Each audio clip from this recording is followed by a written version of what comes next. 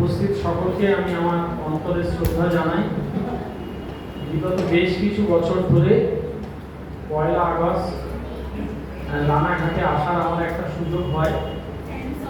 আমি যখন এসেছিলাম, যখন আজকের অনুষ্ঠান শুরু হয়েছিল, তখন আপনারা অনেকে শুনেছেন যে 1998 সালে রানাঘাটে শ্রী অরবিন্দের দিব্য তনু অবশেষ রেলিক্স, যার নাম, যে নামে আমরা তাকে সবাই চিনি, সেটি সংস্থাপিত হয়। এখন এই রেলিক্সের বিভিন্ন নাম নিয়ে আমরা আগে অনেক আলোচনা করেছি। শুধু একজন বলেছিলেন যে এই যে দেহাবশেষ, শ্রী অরবিন্দের একজন অনুগামী, তিনি বলেছিলেন এখানে অবশেষ বলে কিছু নেই, সবটাই পূর্ণ। আজকের দিনটি তো একটি বিশেষ দিন, যে কোনো কেন্দ্রের পক্ষে এটি চরমতম ভাগ্যের দিন, কারণ এই দিনকে রেলিক্স এখানে প্রতিস্থাপিত হয়, সংস্থাপিত হয়।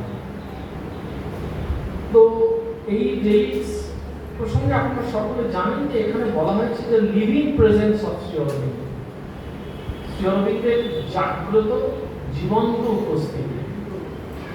এই শব্দটি আমরা যদি কয়েকবার উচ্চারণ করি, আমরা যদি একটু অনুভব করার চেষ্টা করি, তাহলে সেটা একটা অন্য মাত্রায় আমাদের নিয়ে যেতে সহায়ক হতে পারে। শ্রী অরবিন্দ জাগ্রতভাবে, জীবন্তভাবে এখানে উপস্থিত হয়েছে। এটা আমাদের কথা নয়, যারা বলেছেন তারা এই কথা বলার বিশেষ অধিকারী। যেখানে রেলিক্স আছে সেখানে শ্রী অরবিন্দের প্রেজেন্স আছে। আবার কেউ বলেছেন যে the imperishable essence of his supreme endeavor, Shri অরবিন্দের পরম প্রচেষ্টার অক্ষয় সারবস্তু। অক্ষয় তার মানে সেটা ক্ষয় হয় না, এবং সেটা সারবস্তু, এসেন্স। আমরা বলি না চট করে অনেক সময় যে এটার এসেন্সটা কি, মূল কথাটা আমাকে বলো। তাহলে শ্রী অরবিন্দ যে প্রচেষ্টা করেছিলেন সেটা সুপ্রিম ইন্ডিয়া, সেটা তিনি নিজে বলেছেন। সেই প্রচেষ্টা একেবারে ইম্পেরিশেবল, যেটা কোনোদিন তাকে নষ্ট করা যাবে না, তার সার বস্তু হচ্ছে রেলিক্স, সেটি এখানে রয়েছে। তো এই পুরো ঘটনাগুলো আমরা যদি বারবার আলোচনা করি, তাহলে আমাদের বুঝতে একটু সুবিধা হতে পারে যে এইরকম একটা বিষয় রাখা হয়েছে কেন। একটা ইংরেজি নাম দেওয়া হয়েছে যে a divine life in a divine body, দিব্য শরীরে দিব্য জীবন। কেন বলা হয়েছে? কারণ শ্রী অরবিন্দ নিজে বলেছেন যে a divine life in a divine body is the formula of the ideal that we envisage. একেবারে নিচের লাইন বলছি।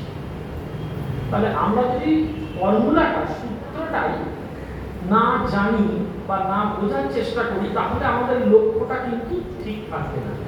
দিব্য শরীরে দিব্য জীবন, সেইটা তিনি বলেছেন the formula of the ideal. আমাদের যা লক্ষ্য, শ্রী অরবিন্দের যা লক্ষ্য, তার সূত্র দ্যাট উই এনভিসেজ। এই একটি লাইন ধরে বলে যাওয়া যায়। প্রথম কথা দেখুন, খেয়াল করলেন যে উনি বললেন উই এনভিসেজ। শ্রী অরবিন্দ কখনো নিজেকে আমি একা করছি, ওর লেখাতে প্রায় যখন ওকে পার্সোনাল প্রশ্ন করা হয়েছে চিঠিতে, একেবারে তখন তিনি আই বলেছেন, এবং যেখানে যেখানে আই বলেছেন সেখানে দেখবেন মানে এটা চূড়ান্ত অনন্যতা। সেখানে উনি যেন খানিকটা ব্যর্থতার কথা বলছেন, যে আমি ব্যক্তিগতভাবে কত বাধার সম্মুখীন হয়েছি, নিচু থেকে রাগ এসে আমাকে অধিকার করলো, আমারও কি কম বাধা ছিল, এইসব কথা শ্রী অরবিন্দ লেখেন। কিন্তু যখনই তিনি তার যোগের কথা বলছেন, তখন দেখবেন উই। এই উই মানে আমাদের কাছে মা শ্রী অরবিন্দ। আর শ্রী অরবিন্দ হয়তো বলতে চেয়েছেন যারা তার পথে আছে তারা সকলে। পরেরটা বললে আমাদের একটু আত্মশ্লাঘা বোধ হবে, আমাদের একটু আনন্দ হতে পারে। যদি আত্মশ্লাঘা, তাহলে আনন্দ হতে পারে যে আমরা তো সকলেই তার পথে। সেই জন্যই তো কপালী শাস্ত্রীর যে মন্ত্র, তার শেষ লাইনটায়, মানে যদিও ওটা মন্ত্রের শেষ লাইন নয়, সেখানে ছিল জয়তু তদনুগামী ভাগ্যবান ভ্রাতৃবর্গ, মানে যারা তাকে অনুসরণ করছে তদনুগামী তার ভাগ্যবান ভ্রাতৃবর্গ। আমরা যারা ভাতৃবর্গ, আচ্ছা ভ্রাতৃ মানে আবার বোনরাকেও নিয়ে এরকম ভাববেন, এটা তো বোন বেশি, কিন্তু যারা রয়েছে তারা সকলেই ভাগ্যবান। কেন ভাগ্যবান? কারণ তিনি চেয়েছেন তাই আমরা কিন্তু তাকে অনুসরণ করতে পারছি। এটা প্রাথমিক পর্যায়ে মনে হবে না, বিশ্বাসও হবে না। আমি তো চেয়েছি, সেই জন্য আমি তো অনুসরণ করলাম, আমি তো চাইলাম শ্রী অরবিন্দ কেন্দ্রে যাই, আমারই তো আগ্রহ বলে শ্রী অরবিন্দের বই পড়া শুরু করলাম, এইসব চলবে। আমি এখন এখানে শ্রীরামকৃষ্ণের কথা বলতে হবে, কোনো হাম্বা হাম্বা করেই যাবে, তারপর সে মারা যাবে, তারপর তার চামড়া, তারপরে তাই দিয়ে বাদ্যযন্ত্র হবে, তখন সে তুহু তুহু বলবে, টাইম লাগবে। প্রাথমিক পর্যায়ে আমাদের মনে হয় আমরাই করছি, কিন্তু কিছুদিন পথ যদি কেউ চলে, ঠিক করে চলে, সে বুঝতে পারবে, প্রতি পদক্ষেপ বুঝতে পারবে তিনি চাইছেন, যদি না চান তাহলে সম্ভব নয়। মানে আমি বলছি তার কোনো শাস্ত্র পড়ে, তার কোনো লেখা পড়ে বোঝা সম্ভব নয়। প্রাথমিকভাবে মনে হতে পারে কেন বুঝতে পারবো না, কিন্তু ওই যে বলেছি যে এই যেমন এসেন্স কথাটা বললাম, তেমনি তার লেখা কি এসেন্স আছে, বা ইংরেজিতে একটা কথা আছে বিটুইন দ্য লাইনস, কি তিনি বলতে চাইলেন সেটা বোঝানো যাবে না। বা এরকম হতে পারে একটা লেখা আপনি আজকে পড়লেন, আপনার কাছে যে মানে হলো, কিছু বছর পরে তার মানেটা পুরো অন্য হলো, বা তখন আপনি সেই লেখার ঠিক মানে বুঝতে পারলেন। তো সেই হিসেবে আমরা ধরে নিই যে তিনি আমাদের দেখেছেন, আমরা এখানে উপস্থিত হয়েছি, তাহলে যদি আমাদের, এবং আমরা ভাগ্যবান। আমি আবারও বলেছি, এবং অনেক জায়গায় বলেছি, সংখ্যার বিচারে শ্রী অরবিন্দের ভক্ত সংখ্যা সারা পৃথিবীতে যদি শতকরা হিসাব দেখেন, সেটা কোনো হিসেবের মধ্যে পড়বে না। এখন যদি 800 কোটি জনসংখ্যা হয়, কতজন শ্রী অরবিন্দের ভক্ত, কত, তার নাম জানে গানে সব যদি ধরে নিই, তাও সেটা শতকরায় কোনো ব্যাপার না।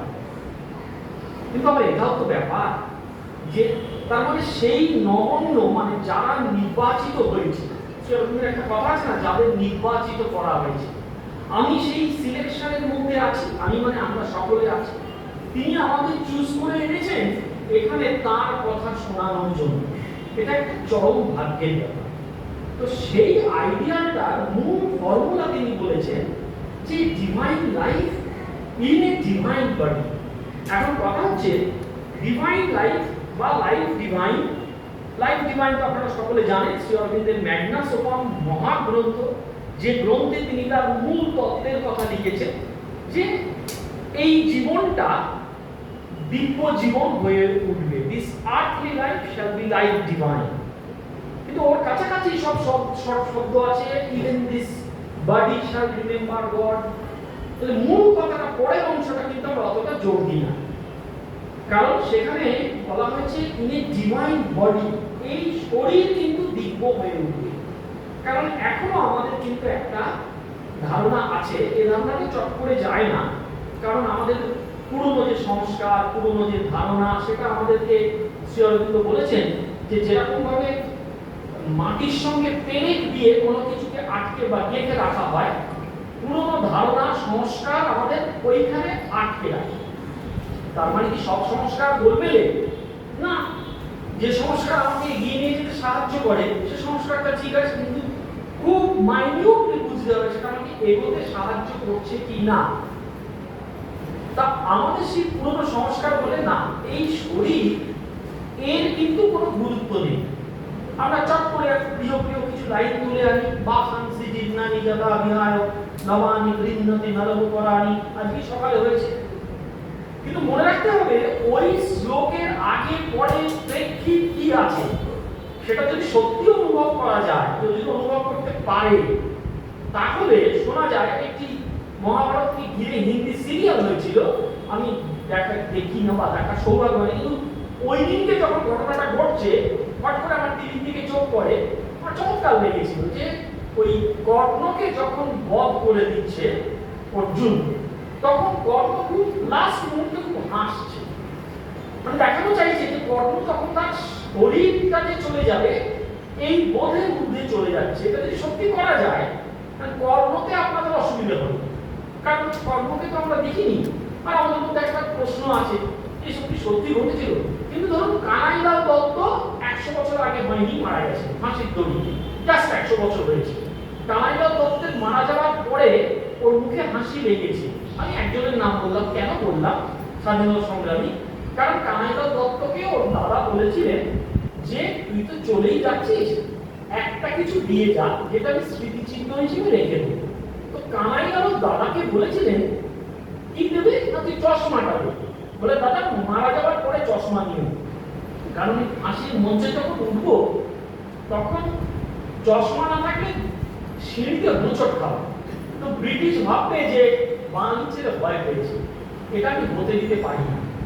একটা ছেলে পরের দিন চলে যাবে, আক্ষরিক অর্থে ওর 8.5 পাউন্ড ওজন বেড়েছে, জেলে থাকাটা নেই।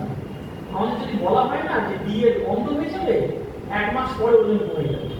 আমি যদি কারণ না করে ভালো, আমি বলছি আমাদের সাধারণ মানুষ। তো এই যে যারা ফ্রিডম ফাইটার, তারা মৃত্যু ভয়টাকে তুচ্ছ করতে পেরেছে। আক্ষরিক অর্থেই কিন্তু হাসতে হাসতে ফাঁসির দড়িতে যেতে, তাদের একটা চর্চা করতে হতো। ওই জন্য তারা গীতাটা ধরতেন, আক্ষরিক অর্থে চর্চা করতেন ওই জায়গাটার উপরে যে এইটা তো কোল। আমরা ওইটা করি কিন্তু এসেন্সটা বুঝি না। শ্রী অরবিন্দের যোগটা কিন্তু তা না। শ্রী অরবিন্দের যোগ সেটা কঠিন মনে হতে পারে, অবিশ্বাস্য মনে হতে পারে, কিন্তু আইডিয়াটা আমাদের বোঝা উচিত বা শোনা উচিত যে এই শরীর একটি ডিভাইন হবে। একেবারে আমি বলছি, শুনেই আপনাদের মনে হবে এটা অবিশ্বাস্য। কেন অবিশ্বাস্য মনে হবে? কারণ আমাদের দেখা ধারণা, আমরা যা বুঝি তার মধ্যে, তার বাইরে যেতে পারে না। ধরুন এটা যদি ডিভাইনের কথা না বলে যদি খুব উচ্চতর বিজ্ঞানকেও বোঝাতে চাইতেন, আমরা বুঝতে পারতাম না। কিন্তু বিজ্ঞানীরা বলেন যে এইসব ঘটনা নাকি ঘটে। যখন ওই বলেছিল কেউ একটা অ্যাটমের মধ্যে এই শক্তি আছে, কেউ বিশ্বাস হয়নি। তারপর হিরোশিমা নাগাসাকিতে বোম পড়লো, তখন লোকে মানলো। ঠিক শ্রী অরবিন্দ তেমন বলেছে যে ডিভাইন যে বডি হবে তার 4টে বৈশিষ্ট্য থাকবে। আমরা বেশি দূর যাবো না, এটা নিয়ে চিন্তা নেই, কারণ জেনেই লোকে বলবে এটা হয় নাকি, কিন্তু জানা তো উচিত। আইডিওলজিটা আমরা যদি ঠিক না জানি, যে কোনো আইডিওলজি আমি বলছি, যে কোনো, তখনই আমাদের গোলমাল হয়। অর্থাৎ আমরা কোথায় পৌঁছতে চাইছি। কারণ আমাদের প্রতিদিন নিজেকে প্রশ্ন করা উচিত যে এই আইডিওলজিটাকে আমি মানি, এটা কি হতে পারে, পৌঁছতে পারবো কিনা পরের কথা। কিন্তু যে কোনো আদর্শ আমরা যদি অনুসরণ করতে চাই, আদর্শকে ঠিক কি বলা আছে সেটা জানা উচিত। তিনি বলেছেন এই ডিভাইন বডি যখন হবে মানুষের, তখন তার 4টে ক্যারেক্টারিস্টিক থাকবে। সেই 4টে ক্যারেক্টারিস্টিক ইংরেজিতে বললে একটা হচ্ছে লুমিনোসিটি, আর একটা হচ্ছে লাইটনেস, আর একটা হচ্ছে প্লাস্টিসিটি, আর একটা হচ্ছে অ্যাডাপ্টিবিলিটি। লুমিনোসিটি মানে সে শরীরটা উজ্জ্বল হবে, ব্রাইট হবে। হবে কি হবে না পরের কথা। আমার ব্যক্তিগতভাবে একটা সৌভাগ্য হয়েছিল, সৌভাগ্য বলি, চম্পকলালজির শরীর ছেড়ে দেওয়ার আগে তাকে দেখা। তখন ছোট, অনেক বয়স কম, কিন্তু আমি দেখেছিলাম যে একটা শরীর কি হতে পারে। মানে হাতের মধ্যে, আমি অনেক বলেছি আগে, বোধহয় রিপিটেশন হতে পারে, হাতের মধ্যে আপনি টর্চ রেখে যদি টর্চটাকে জ্বালান, যেমন লাল একটা আভা বেরোয়, চম্পকলালজির শরীরটা অলমোস্ট ট্রান্সপ্যারেন্ট। তার লুমিনোসিটি আমরা কিছুটা বুঝতে পারলাম। এমনকি শ্রী অরবিন্দের দেহ রক্ষার পরেও যারা সেটা উপলব্ধি করেছেন, তারা কিন্তু সেই লুমিনোসিটিটা দেখেছেন, সেটা একাধিক জন দেখেছেন। এবং এখন যাদের এই চম্পকলালজি বা শ্রী অরবিন্দের 5 দিন শরীর ছাড়া পড়ে তার শরীরটা আলোকিত ছিল, বাইরের কোনো সাপোর্ট ছাড়া, এটা যাদের বিশ্বাস করতে অসুবিধা হয়, তারা যোগানন্দ, তিনি ইন্ডিয়াতে দেহত্যাগ করেননি, তিনি সান ফ্রান্সিসকো, সায়েন্সের মক্কা, সেখানে দেহত্যাগ করেছিলেন, 22 দিন অক্ষত ছিল। কাজেই লুমিনোসিটি, উজ্জ্বল, নেক্সট লাইটনেস, অর্থাৎ শরীরটা হালকা থাকে মানুষের। আমি বলছি এখন এগুলো আমাদের বিশ্বাস হবে না, যে মানে মানুষ এতটাই হালকা হবে যে হি ক্যান ইভেন ফ্লাই। এক্ষুনি শুনে বলবে যত সব গাঁজা করি, আচ্ছা, জাপানে যারা সামুরাই বা যারা লামা, তাদের বুদান বলে একটা বিখ্যাত মার্শাল আর্ট শেখানো হয় আজও। সেখানে একজন মানুষ আজও, আমি বলছি 2025, দেখানো যায় 3 তলা থেকে 1 তলায় ঝাঁপিয়ে পড়ে, তার শরীর অক্ষত থাকে। প্র্যাকটিস, লাইটনেসের প্র্যাকটিস, কোনখানে যেতে পারে দরকার নেই। আচ্ছা, যে জিমন্যাস্টিক্স আমরা দেখি সেগুলো আমাদের মাঝে মাঝে দেখে মনে হয় এটা কি মানুষ করছে। আমাদের কোমরের ব্যথায় উঠতে পারে না, সে শরীরটা নিয়ে দোলা মোছা যা খুশি করছে। তো মানুষ কোনখানে যেতে পারে, লাইটনেস। নেক্সট হচ্ছে প্লাস্টিসিটি। শরীরটা এমন হবে যে যখন কেউ যদি আমাকে শুটও করে তাহলে গুলিটা লাগবে না। প্লাস্টিসিটি, নমনীয়তা এত বেশি হবে। আমি আবারও বলছি, কোনোটা অবিশ্বাস বিশ্বাস হবে না, কিন্তু আমি বলছি আইডিওলজিটা তো জানা উচিত। ডিভাইন বডি বলতে উনি কি বলেছে? একটা লাস্ট ওয়ান, অ্যাডাপ্টেবিলিটি। সে যে কোনো জায়গায়, যে কোনো পরিস্থিতিতে, যে কোনো আকার নিতে পারে। এটা বলতে গিয়ে নবজাত ভাই একটা দুর্দান্ত উদাহরণ দিয়েছিলেন। নবজাত ভাই আপনারা জানেন শ্রী অরবিন্দ পরিমণ্ডলের বিশিষ্ট নাম। যে যখন আমরা পড়তাম যে হনুমানের গল্প, হনুমান সাগর পেরিয়ে চলে গেছে, আমরা বলতো এটা অবান্তর অবিশ্বাস্য গল্প। এবং আমি জানি এখন এটা অবিশ্বাস্যই গল্প, এটা হতে পারে না যে একজন মানুষ সাগর পেরিয়ে চলে গেছে। কিন্তু বলেছিলেন যে এটা ভবিষ্যতে বোধহয় হলেও হতে পারে, এটা বোধহয় মানুষ ওই পর্যায়ে বোধহয় পৌঁছবে। আমি এ বেশি আর যাবো না, আমাকে জানা উচিত অন্তত, যেহেতু উনি বলেছেন যে divine life in a divine body. এখন আমাদের আলোচনাটা যাওয়া উচিত যে ডিভাইন বডি সে অনেক কঠিন কাজ, কিন্তু আমরা যদি ট্রুলি সেটা করতে চাই, বুঝতে চাই, শ্রী অরবিন্দের সাধনা করতে চাই, তাহলে আমাদের কি, তাহলে কি আমাদের শরীরের প্রতি কি করতে হবে? শরীরটা কিন্তু কথা বলা দরকার, কারণ আমরা ভীষণ নেগলেক্ট করি। শ্রী অরবিন্দের সাধনা করি কিন্তু শরীরকে আমরা, শরীর প্রসঙ্গে আমাদের ধারণাটা কিন্তু মোটামুটি পুরনো ধাঁচেই রয়ে গেছে যে এটার বিশেষ যত্ন দরকার নেই। আমাদের শুধুমাত্র গুরুত্ব হচ্ছে মন নিয়ে, মাইন্ড নিয়ে। কিন্তু এই শরীরে, মনে রাখতে হবে শ্রী অরবিন্দ বলেছিলেন এই শরীরে তার যোগ। এখন এই যখনই আমরা শ্রী অরবিন্দের সাধনা কি করে করতে হবে এই জাতীয় আলোচনা বলি, তখনই আমার মনে পড়ে একটু আগে দিদির সাথে কথা হচ্ছিল যে আশ্রমে যারা থাকেন, একেবারে পুরোনো দিনের যারা সাধক, তারা সকলে মোটামুটি একই কথা বলেছেন যে সাধনা আমাদের হয়ে মা করে দিচ্ছেন। তো তুমি কি করবে? তোমাকে মা যে কাজ দিচ্ছে তুমি সেই কাজটা মায়ের কাজ হিসেবে মন দিয়ে করো। কিন্তু মানুষ একটু খুশি হয় না। কেন খুশি হয় না? কারণ আবার ওই সকালে যে অনুষ্ঠানটার কথা বলা হচ্ছে যে, এবং এই অনেক ব্যঙ্গ শুনতে পাই, কর্ম ত্যাগের কথা বলা হয়নি, কর্ম ফল ত্যাগের কথা বলা হয়েছে। তো আমরা যখনই কোনো কাজ করি, আমরা যদি আক্ষরিক অর্থে কর্ম ফলের আশা ত্যাগ করে কাজ করতে পারি, ছোট্ট কাজ, তাহলে আমরা সেটা বুঝবো যে মায়ের কাজ কি হতে পারে। কিন্তু এটা ভীষণ কঠিন। আমাদের মধ্যে একটু কর্মফলের আশা থেকে যায়, মিনিমাম একটা ছোট বা ভালো হয়েছে বা এইটা তুমি করলে, এই নামে একটা আশা থাকে। কিন্তু যখন যে কাজ কেউ দেখছে না, মানে কেউ একজন তার বইয়ের তাকটা পরিষ্কার করছে, তখন কি তার অ্যাটিটিউডটা থাকছে যে তিনি তার মায়ের ছবি বা মায়ের চরণ পরিষ্কার করছে? থাকছে কি? যদি থাকে তাহলে ওইটা সাধন। ঠিক তেমনই ভাবে শ্রী অরবিন্দ যেটাকে শুরু করলাম, যে তার সুপ্রিম এন্ডিয়ার, তার পরম প্রচেষ্টা, সেই পরম প্রচেষ্টা কি কি তিনি করলেন? তিনি সুপ্রামেন্টাল ফোর্সকে নামিয়ে আনলেন, এনেছিলেন এবং সেটা যে সম্ভব সেইটার জন্যই তার শরীরটা 122 ঘন্টা 112 ঘন্টা ছিল। কেন? কারণ সুপ্রামেন্টাল ফোর্স তার শরীরে নেমেছিল। শরীর সাধারণভাবে আমরা জানি শরীর হচ্ছে একটা জড়, একটা মেটেরিয়াল, এবং দেখবেন ওই লাইনটাও আছে মেটেরিয়াল এর বেলা, জড় আবরণ। আমাদের প্রভুর জড় আবরণ। তো সেই জড়েও যে অতিমানস চেতনাকে নামিয়ে এনে তাকে লুমিনাস করে তুলে চায়, এই প্রচেষ্টাটা শ্রী অরবিন্দ করে গেছে। এবং মূলত এই কাজটা করেছেন 20 থেকে 50 ধরে। আরো স্পেসিফিক্যালি 1926 থেকে 1950। ওর ব্যক্তিগত সিদ্ধি মানে পৃথিবীর জন্য যে কাজ সেটা কিন্তু এই সময়, ওর ব্যক্তিগত সিদ্ধি ওই সব আগে হয়ে গিয়েছিল।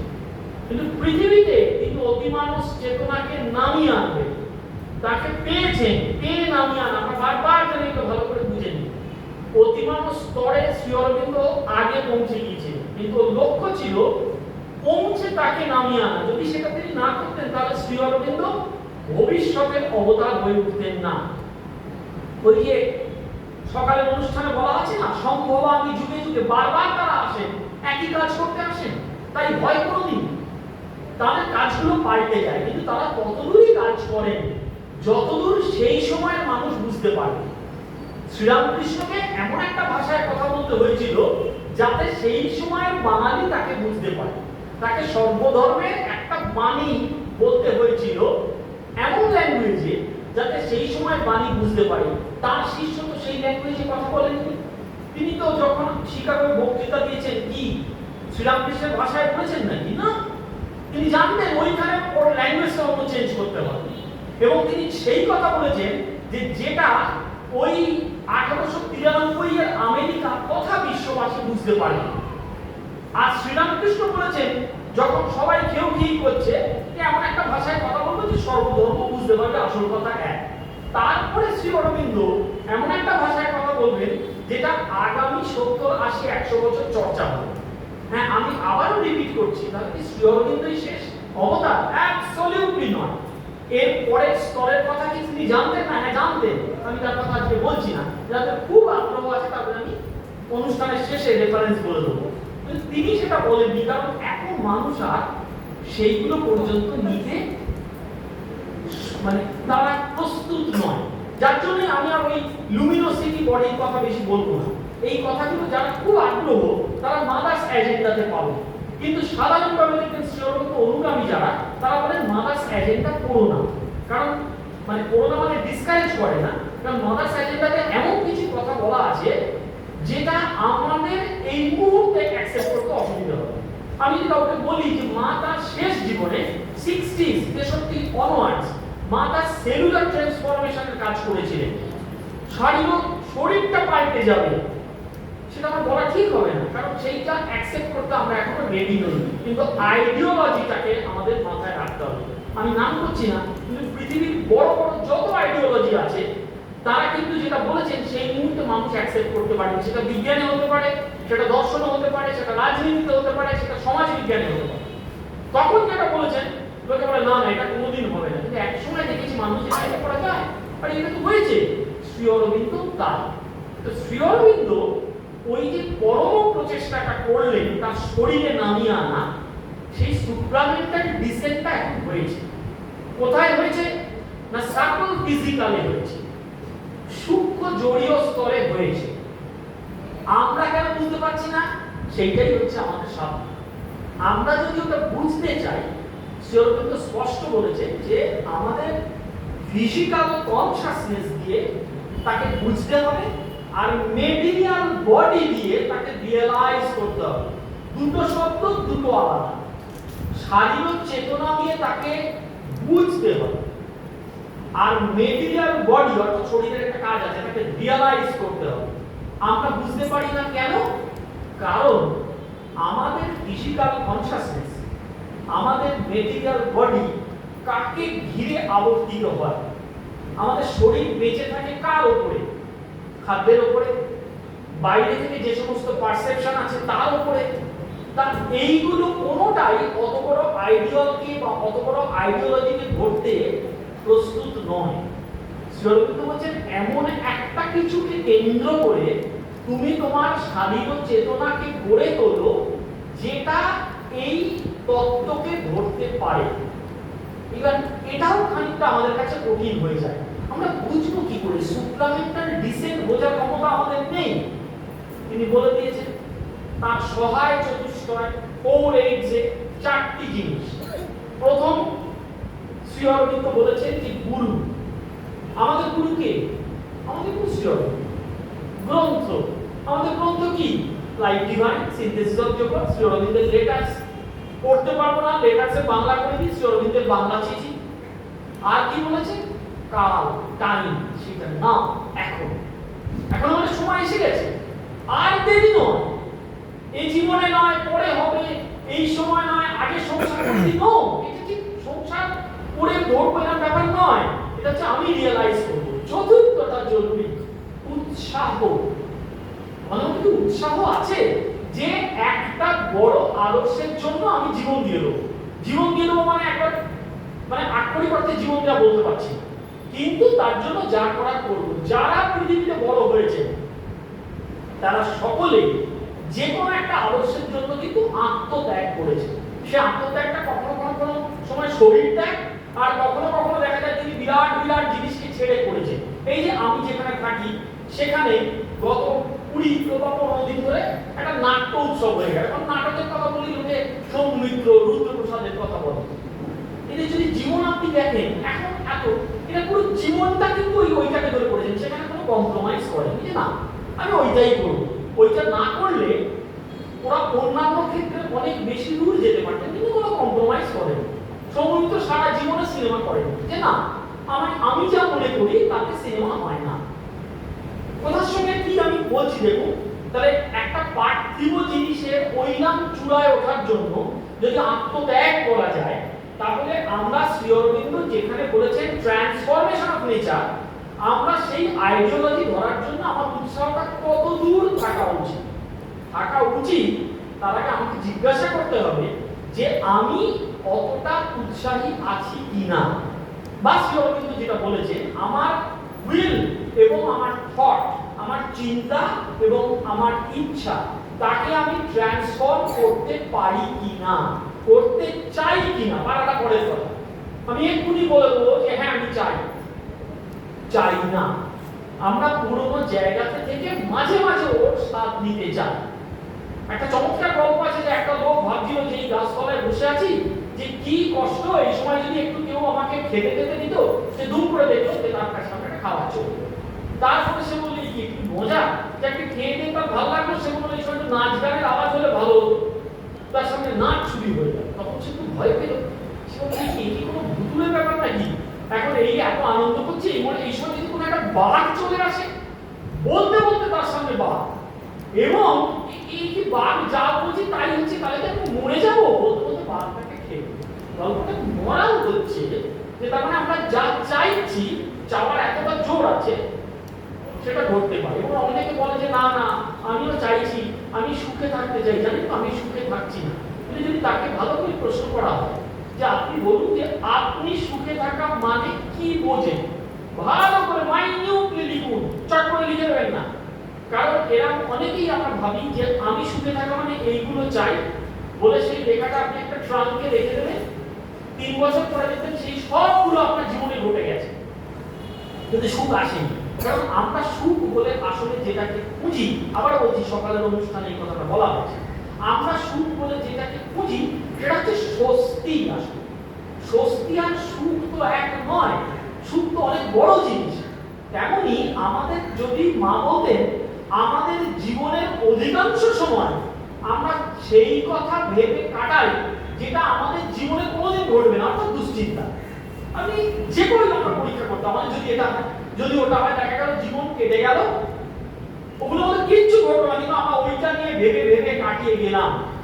আমাদের মা বলতেন তুমি যা ইচ্ছা করো, তুমি যদি একটা সদিচ্ছা করো, সেই সদিচ্ছা তোমার চারপাশে একটা কেন্দ্র তৈরি করবে। আমরা সেটা করি না, আমরা সবসময় দুশ্চিন্তা করি, ভাবি যদি এটা হয়, ভাবি, তাহলে নেগেটিভ ফোর্সকে আমরা ডেকে আনি। এটা কিন্তু এখন বিজ্ঞান প্রমাণিত। আপনি দেখবেন আপনি আপনার শরীরের ত্বক দিয়ে ফিল করতে পারবেন এমন একটা জায়গায় গেছেন যেখানে একটা নেতিবাচক ভাইব্রেশন আছে। আপনি যদি খুব পজিটিভ মানুষ হন, আপনার মধ্যে একটা অস্বস্তি যাবে, সেই অস্বস্তিটা শরীরে ফুটে উঠতে বাধ্য। যদি আপনি ইতিবাচক মানুষ হন, দেখবেন এক এক জায়গার এক একটা ভাইব্রেশন আছে। যদি কোনোদিন থানাতে যান, যদি কোনোদিন কোর্টে যান, যদি কোনোদিন হসপিটালে যান, এই জায়গাগুলো মানুষের সারা জীবনে না গেলে আবার পূর্ণ হয় না। এর আলাদা আলাদা আলাদা ভাইব্রেশন আছে, যাওয়া উচিত প্রত্যেকে। থানার দেখবেন একটা আলাদা ভাইব্রেশন। আমাকে দিয়ে একবার আমি দুষ্কৃতি করে থানায় যেতে হয় না, আমাকে কাজের সূত্রে মাঝে মাঝে যেতে হয়, বেশি মানে ঢুকলে ওর ভাইব্রেশনটা একটা আলাদা। যদি আপনি ফিল করতে চান, হাসপাতালে একটা ভাইব্রেশন আছে, ঠিক তেমন কিছু কিছু মানুষের দেখবেন ভাইব্রেশন আছে। 3 জন 4 জন খুব ইতিবাচক লোকের সামনে আপনি আছেন, আপনি দেখবেন ফিল গুড। আমার একজন খুব পরিচিত মানুষের একটা সংস্কার ছিল যে আমরা যখন বেড়াতে যেতাম, সেই মানুষটি যদি আমাদের তুলতে যেতেন, সে মানুষটি আর পৃথিবীতে নেই, আমার প্রিয় মানুষ, তাহলে আমাদের যাত্রা শুরু হয়। আমি পরে ভেবে দেখেছি আসলে তা নয়, মানে একটা সংস্কার এটা। যে মানুষটি আমাদের তুলতে যেতেন না, তিনি খুব ইতিবাচক মানুষ ছিলেন। তিনি আমাদের বেড়াতে চলতে চিন্তা এখন বেশ কয়েকদিন আনন্দ করে এসে। আর নেতিবাচক মানুষ দেখবেন সময় বলবো তার যাত্রা শুরু হচ্ছে, যাচ্ছি তো হয়তো মানে শুরুই করলো নেগেটিভ দিয়ে। এই মানুষের সঙ্গে আপনি যদি জানান বেশি দিন কিচ্ছু না, আপনার এদিকে দিন 6 জনের মধ্যে যদি 5 জন মানুষ থাকে, আপনি যখন ট্রেন থেকে নামবেন আপনি একটা ভারাক্রান্ত মানুষ হয়ে নামবেন, যে এই যাচ্ছি এইখানে নামছেন, জানেন কি অবস্থায়। আমি আপনাদের অজস্র উদাহরণ দিতে পারি। আমি গত বছর কেদারে গিয়েছিলাম, একাধিকবার যাওয়া জায়গা, কিন্তু একজন অন্যদিকে গিয়েছিলাম। যাওয়ার 20 দিন আগে থেকে আমি যার সাথে গিয়েছিলাম, তিনি শুরু এখন আবার শুরু হয়েছে বছর, ইউটিউবে দেখতে লাগলেন যে কেদারের কি অবস্থা, আর প্রত্যেকদিন নেগেটিভ খবর। এবার সামনে সত্যি সেগুলো ঘটছে, কিন্তু আমি কি করবো জেনে? তাহলে আমি টিকিট ক্যান্সেল করে দেবো, করে দিই। অথবা টিকিটও ক্যান্সেল করতে পারছি না, তাহলে কি করবো? তাকে আমি লাস্টে বললাম, আচ্ছা কেদারে যদি না যাবো ওদিকে চলে যাবো, কি আছে? করে আমরা যখন ফাইনালি ঘুরে চলে এলাম, আপনারা বিশ্বাস করবেন না, যখন আমরা কেদারে পৌঁছে গেলাম এবং স্মুথলি পৌঁছলাম, সে তখন বিছানায় জেগে বসে রইল। আমি যখন ঘুম থেকে উঠলাম পরের দিন, সে বলছে যে ভাস্কর তুই তো ভালোই ঘুমলি, সারা রাত্রি বৃষ্টি দেখেছিস? আমি তো ঘুমলাম, এই বৃষ্টিতে আমরা নামবো কি করে? এতক্ষণ ছিল ওঠা। গল্প এখানে শেষ নয়, সে নামার পরে তার সমস্ত ট্যুর যখন কনক্লুশন লাস্ট দিন, সে যে বাহনে করে বাড়ি আসবে, সে বলছে এটা মিস করলে কিন্তু আমাদের বাড়ি ফেরা চাই। এই 1 বছর পরে আমি তাকে স্মরণ করাবো। আমার মনে আছে গত 15 সেপ্টেম্বর আমরা গিয়েছিলাম। এই 1 বছরে সে একবারও বলেছে কি চমৎকার আমাদের ঘোরা হয়ে গেল। Is it not blessings of the mother? আমরা বেরোনোর আগে মাকে বলে যাই যে মা দেখো একটু ট্রেনে জায়গা পাতে ঠিকঠাক একটু দিও, হ্যাঁ যেন একটু জায়গা পাই, ঠিক না? ওই মেয়ে হাসতে বাচ্চা ঠিক বুঝেছে। আমরা এসব বলি ঠিকই ঠিকই, যে জায়গা পাওয়া যেন ঠিকঠাক থাকে। ফিরে এসে বলি বলে তখন ওটা আমাদের কাছে ন্যাচারাল হয়ে যাবে। কি আছে সামনে শান্তিপুর গেছে, দিবা তো ফাঁকা যাবেই, নাও যেতে পারে, নাও যেতে পারে, ভিড় হতেই পারে। শ্রাবণ মাসের সোমবার হলে ভিড়টাকে বলে দেখিয়ে দেবে, কিন্তু আমরা সেটা থ্যাঙ্কফুল হই না যে আমরা আমাদের ওয়ে, আমাদের থটকে ট্রান্সফর্ম করতে চাই না। এইটা আমাদের চাইতে হবে, অবভিয়াসলি চাইতে হবে। কারণ শ্রী অরবিন্দের যোগটা দেখবেন, শ্রী অরবিন্দের একদম প্রথমেই লেখা আছে, এই লাইনটা আমরা কমিট করে যাই। যারা শ্রী অরবিন্দের প্রথম আসতে চাইছেন তাদের এটা বলা উচিত। শ্রী অরবিন্দ বলেছেন it is nothing but A psychological discipline. আমি কেন শব্দটা আবার বেশি জোর দিই, কারণ লোকে দেখবেন আজকাল সাইকোলজি বললে জনগণ খুব খুশি হয়, কারণ এখন সাইকোলজির একটা বাজার এসেছে, যে একটা সাইকিয়াট্রিস্ট দেখাতে হবে, একটা কাউন্সিলিং করতে হবে। সেটা ভালো, ভালোই হয়েছে, কিন্তু আমাদের ছোটবেলায় শব্দগুলো ছিল না, কাউন্সিলিং ছিলই না। কাউন্সিলর ছিল যেন মিউনিসিপ্যালিটির নাম, কিন্তু কাউন্সিলর এটা ছিলই না। কিন্তু এখন প্রত্যেক পাড়াতে তারা সবচেয়ে বেশি রোজগার করে। আমি জানি না আপনারা কজন জানেন, আমি গত সপ্তাহে একজনের সঙ্গে অ্যাপয়েন্টমেন্ট করে দিয়েছি, তিনি ওভার ফোন অনলাইনে কথা বলেছেন 8 ঘন্টা, 2000 টাকা তাকে দিতে হয়েছে। কোন অ্যালোপ্যাথিক ডাক্তার ওভার ফোনে কথা বলবেন 2000 টাকা পেমেন্ট হবে? কারুর হবে না। তো এইটা সাইকোলজিক্যাল ডিসিপ্লিন বলে মানুষের খুব ভালো লাগে। তো শ্রী অরবিন্দ বলেছেন এটা একটা সাইকোলজিক্যাল ডিসিপ্লিন, এবং আমাদের এই সাইকোলজিক্যাল ট্রান্সফরমেশনের প্রয়োজন। কি করে প্রয়োজন? মা চম্পা ফুল দেখিয়েছিলেন। চম্পা ফুলকে মা বলেছে the symbol of psychological perfection. কেন না তার 5টা পেটাল আছে, 5টা পেটাল 5টা গুণ। সেই গুণগুলো আমরা যদি চর্চা করি তাহলে আমাদের সাইকোলজিক্যাল ট্রান্সফরমেশন সম্ভব হতে পারে। Number 1 sincerity, number 2 faith, number 3 aspiration, number 4 devotion, number 5 surrender. চেনা চেনা শব্দ। What is sincerity? কোথেকে এলো শব্দটা? খাঁটি, নিখাত। প্রাচীনকালে বিক্রি হতো 2 ধরনের মূর্তি, একটা খাঁটি ব্রোঞ্জের আর একটা মোমের উপরে। তো যার কাছে খাঁটি ব্রোঞ্জের সে গ্রিসে সে কাস্টমারদের ডাকতো, স্যার দিস ইজ এ সাইন্সিয়ার, মানে সিয়ার কথাটার মানে হচ্ছে মোম বা গালা, আর সাইন মানে হচ্ছে উইদাউট।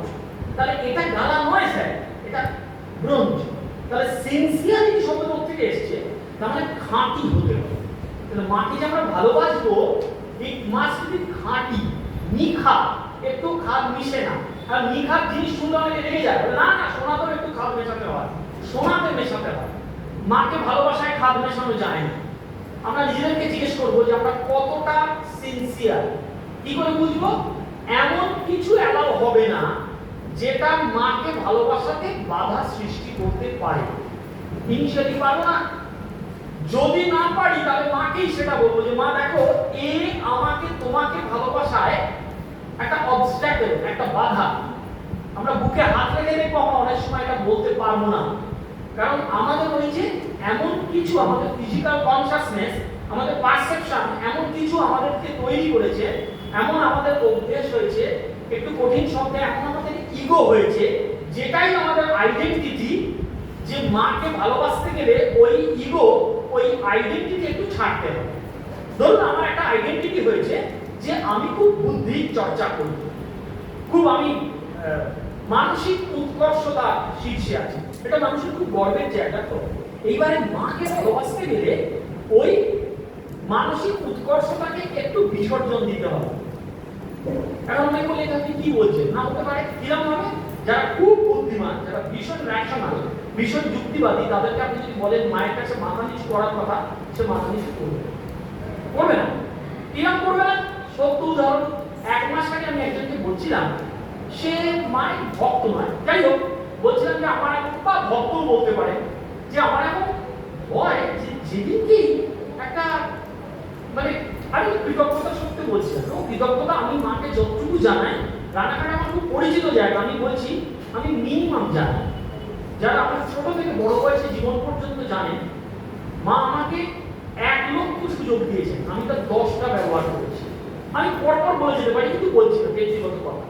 তো আমি তাকে বলছিলাম যে মা কতবার কত রকম ভাবে, মানে ভাবছি কি বই পড়বো, যেন সামনে সে বলি, এরকম 2-3 বার বলার পরে সে নিতে পারলো না।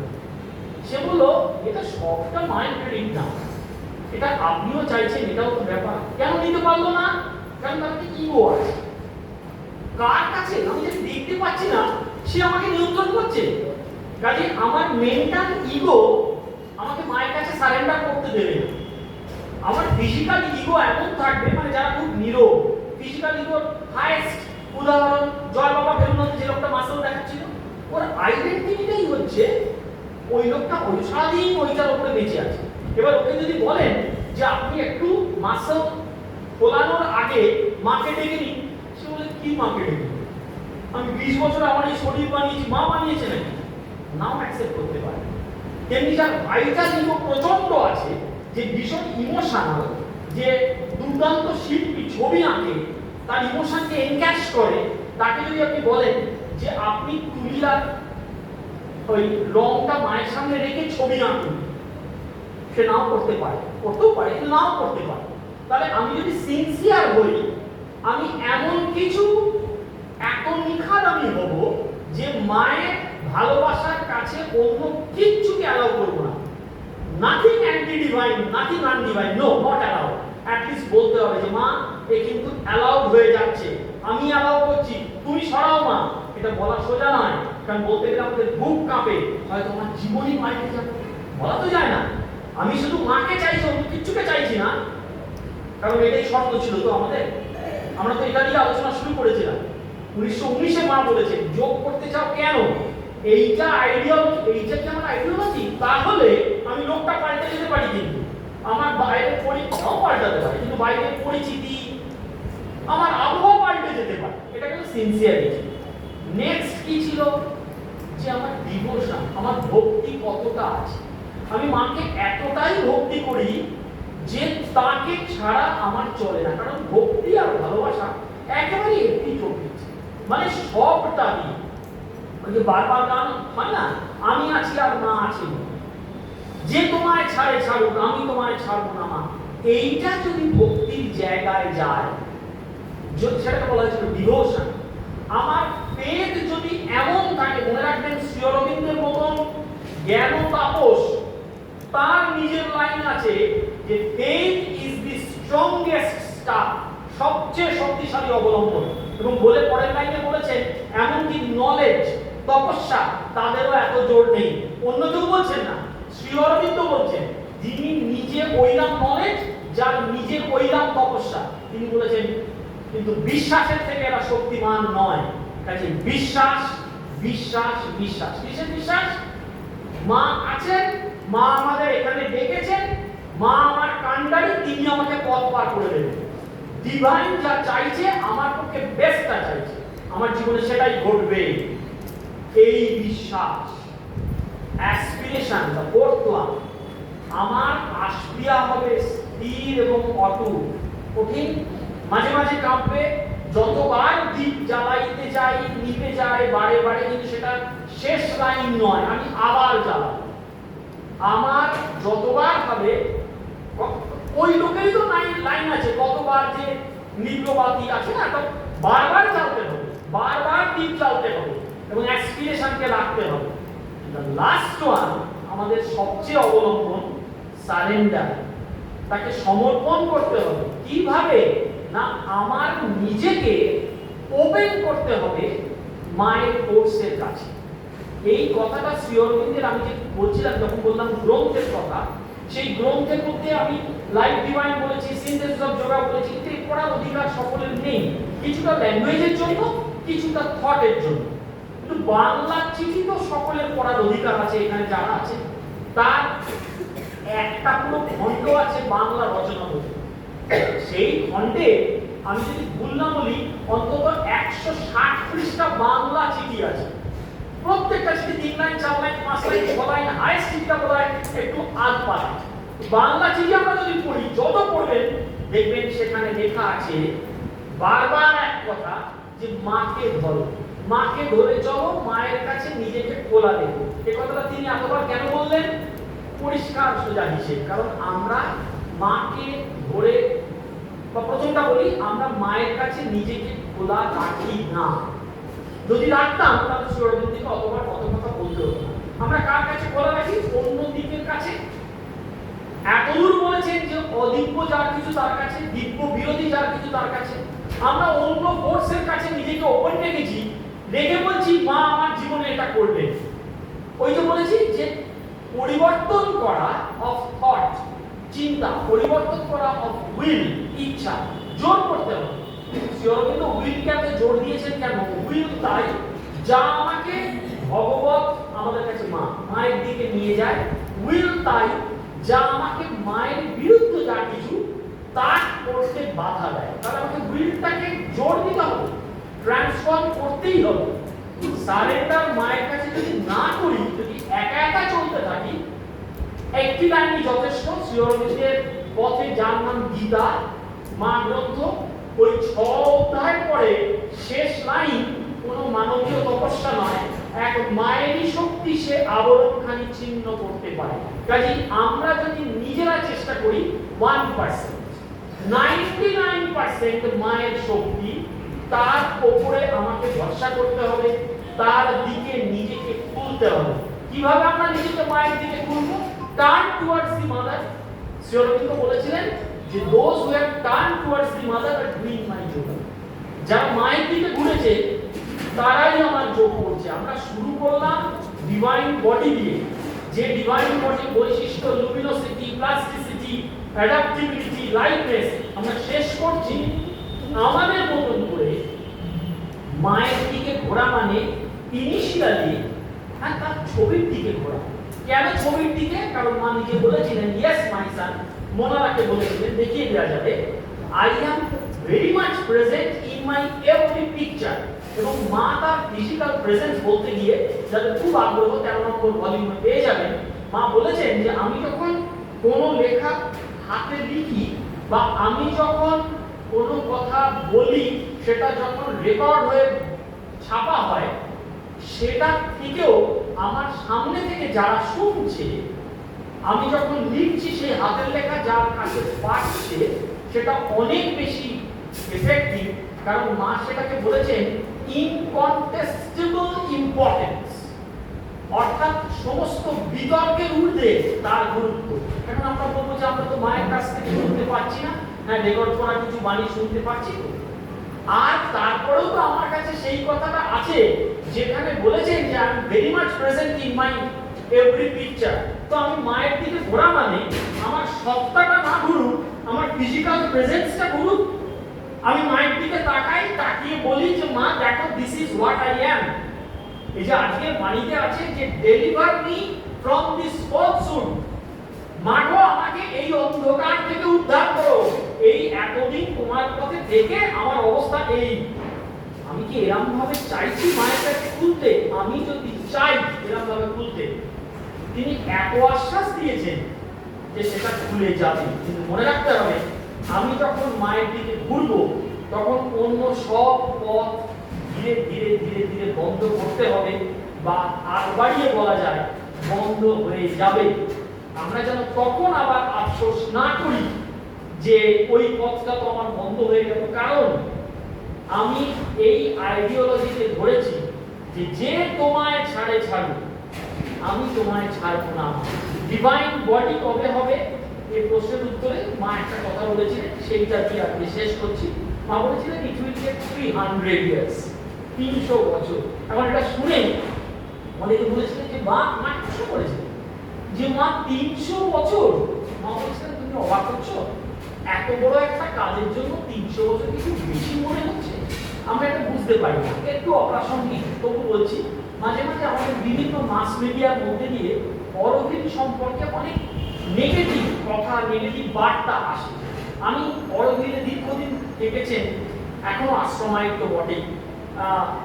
এরকম একজনকে জিজ্ঞাসা করেছিলাম যে দিদি এরকম খবর আসে। তিনি আমার বলেছিলেন যে যখন অরবিন্দ গড়ে উঠছে ভাস্কর জানিস, তখন মা আমাকে ওখানে কাজ করতে পাঠিয়েছিলেন, এবং মা বলতেন যে অরবিন্দ যে কি এটা মানুষ হয়ে বুঝতে 300 বছর লাগে, এখন বুঝতে পারে না।